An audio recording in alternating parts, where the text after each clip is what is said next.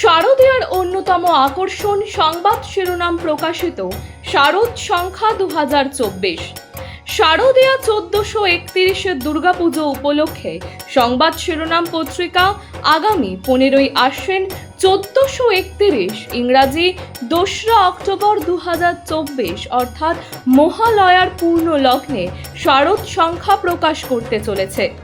আপনাদের জানাই, এই শারদ সংখ্যায় আপনাদের রচিত গল্প, প্রবন্ধ, নিবন্ধ, ভ্রমণ কাহিনী, কবিতা প্রভৃতি প্রকাশের জন্য আমাদের পাঠাতে পারেন।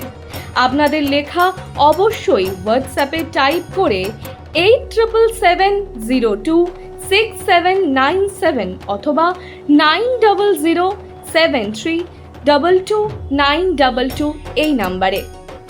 প্রবল বর্ষণে জলমগ্ন বারুইপুরবাসী। পরিস্থিতি পরিদর্শনে এলেন পশ্চিমবঙ্গ বিধানসভার অধ্যক্ষ তথা বারুইপুর পশ্চিমের বিধায়ক বিমান ব্যানার্জি। প্রবল বর্ষণের ফলে বারুইপুর পৌরসভার বিভিন্ন এলাকা জলমগ্ন হয়েছে। একাধিক পাম্প চালিয়েও বিভিন্ন ওয়ার্ডের জল নামাতে যথেষ্ট বেগ পেতে হচ্ছে পুরকর্মীদের।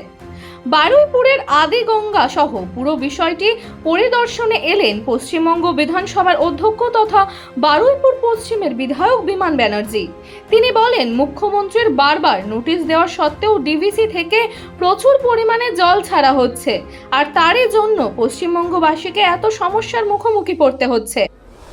গোপাল শীলের রিপোর্ট, সংবাদ শিরোনাম।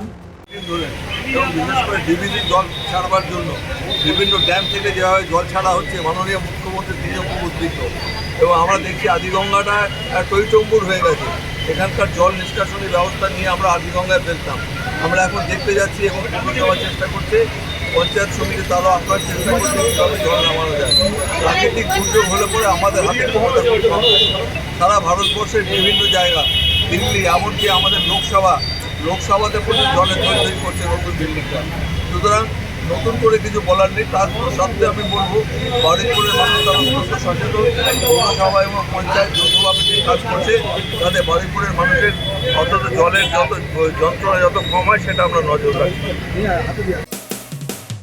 মানুষের পাশে, মানুষের সাথে আমরা আছি এই বাংলাতে। আপনারা দেখছেন সংবাদ শিরোনাম। দেখলেন তো অনেক কিছু, এবার দেখুন নতুন কিছু।